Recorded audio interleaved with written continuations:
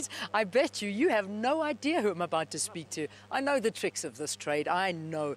I tell you what, Ayanda, you're doing good out there. But I know food and morning shows. You know, you wake up early in the morning, and I can tell you one thing, if it helps you, there's a whole bunch of muffins and biscuits and things in front of me, of which I can have none of them. All right, everything looks so good, and I'm not allowed to touch a thing of those. Oh, they look nice, but it's fine.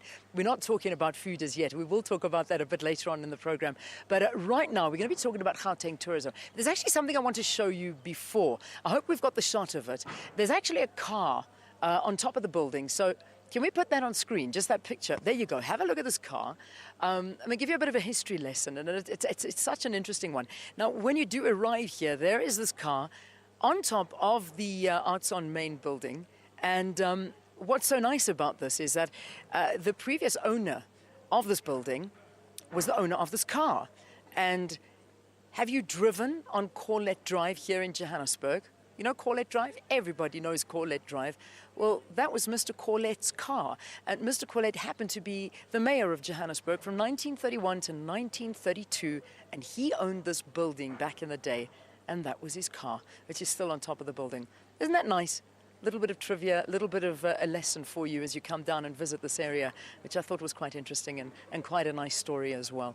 Well, all of this falls under Gauteng tourism, and you know, Gauteng, there's so much to offer, even though people don't really realize it. You think of Gauteng as the business hub, and that's it.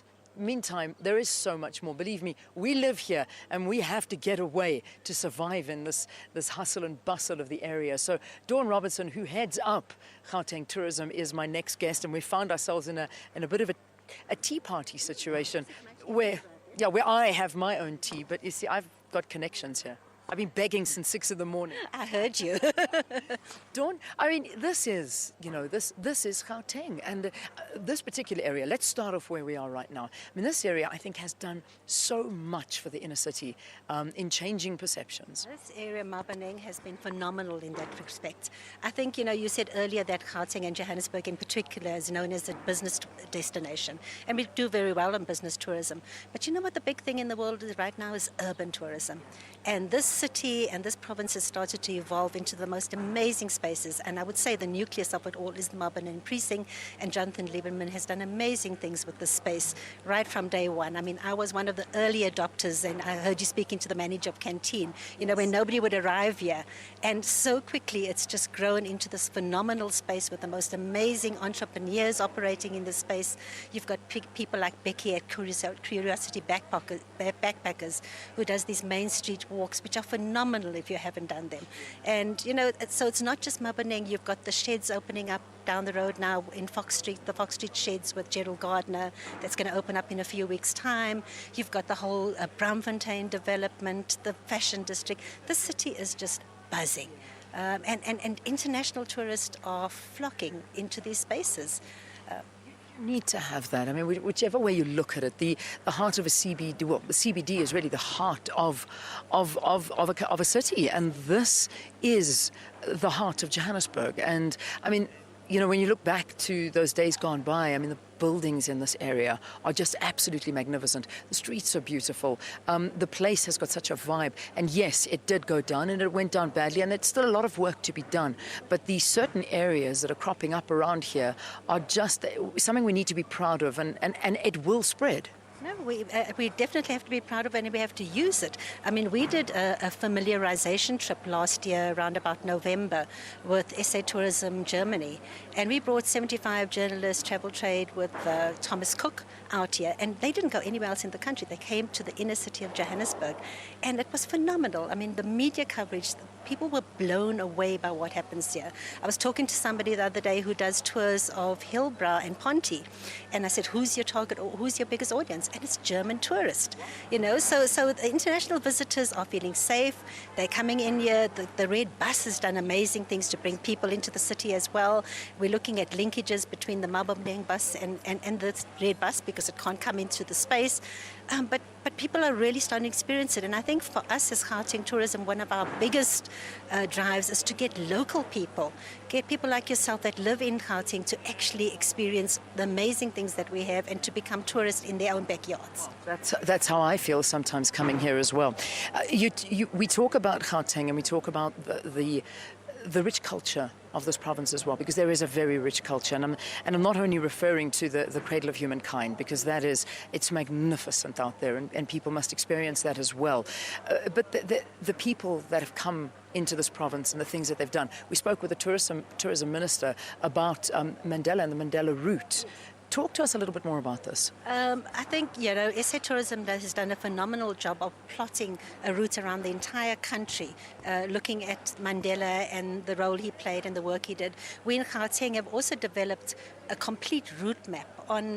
We've done one with Gandhi and Mandela, and we've looked at their stories and how their stories interface. So it includes places like Lily's Leaf, the Apartheid Museum, the Mandela House in Vilakazi Street, and a lot of little unknown places. What we've also done on our route is to include books you should be reading, people you should be talking to, poetry you should be listening to, music you should be listening to, so that you can completely understand the role that Mandela played and how important struggle history is for this province in terms of our history and heritage. When we look at our USPs, our unique selling points for Gauteng, one of the main ones is the people. Because the people of Gauteng are just the most phenomenal, diverse, multicultural group of people that you'll ever come across. And they are our biggest assets. But our next assets are our struggle heroes, our icons, who kind of lived and played and fought in these spaces and have made so much history that internationally people are so interested in. But for us, the challenge is to get local people to also kind of explore and enjoy these spaces.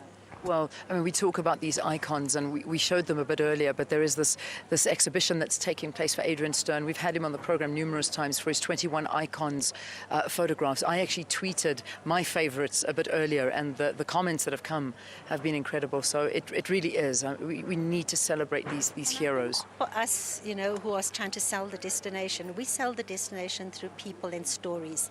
And those 21 icons up there, to follow their stories, to follow their footsteps, to understand the role they played, and to really understand this destination and our country through the eyes of those 21 icons is important. Is this drive you're on as Gauteng Tourism, is it working? Are you finding that people are coming and not just looking at the inside of a conference center here in Johannesburg and the hotel room and then jumping onto a plane and getting out of here because of the reputation that Johannesburg has got? Is it working? Is it turning around? It is starting to work. I tell you, one of the first things that works is the fact that we have the most number of day trips in the country. So us as Gautengs, or GPs as we like to call ourselves, are starting to explore and to do day trips around the province. And we have to do it. The lifestyles we live in Gauteng, we really need to get out and do things and explore.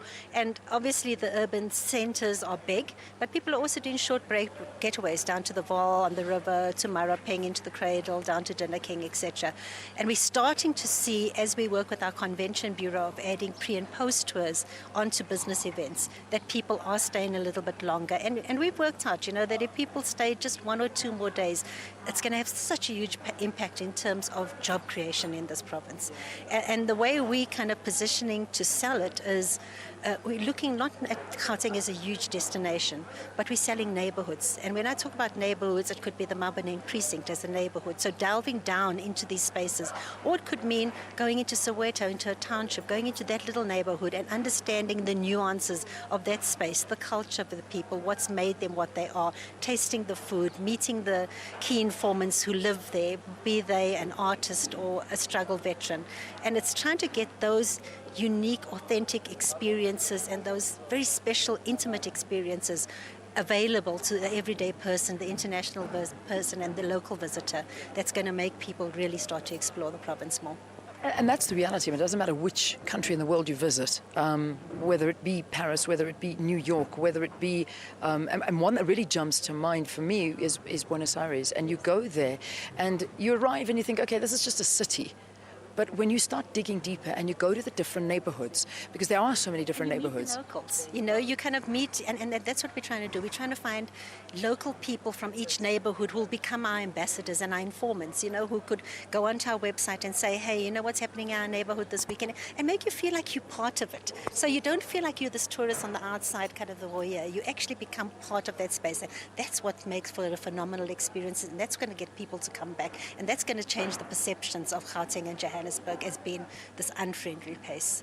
Well, I'm happy to hear that. Just finally, Tourism Month here in South Africa. Anything special that Gauteng Tourism is offering? Tourism is kind of going big with nothing's more fun than exploring Gauteng, a short lift in Gauteng, and your short lift starts here, obviously. And we're pushing a lot of our big events. We've got this huge tribe festival down in Swane, out in Cullinan, which is for the first time happening here, the Joy of Jazz. We've got the first ever shopping festival that's happening on the 30th of October to the 2nd of November. So we're pushing a lot of big events because these are the things that draw people, and we're also starting to expand now to try. In fact, I've got a team in Botswana right now looking at promoting these events and drawing people from the Sub-Saharan area into Gauteng for these big events. And we're also going big with the GP thing. We're coming out with a new publication. The GP Live publication will be out in the next few weeks, and that's giving you 30 top things to know that you've made it in Gauteng. So we hope that you're going to go through that list of 30 things and tick them off. Okay, good. You better get me one. I better start getting myself ready to start ticking the list off if I haven't done them. Dawn, thank you for talking to us. And thank you for being such a great ambassador for us in Gauteng and in South Africa in terms of tourism.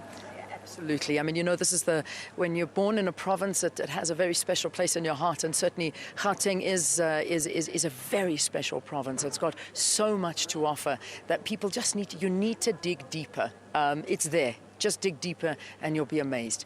All right, Dawn Robertson, who's the CEO of Gauteng Tourism, thank you very much for being our guest on the program. Let's take a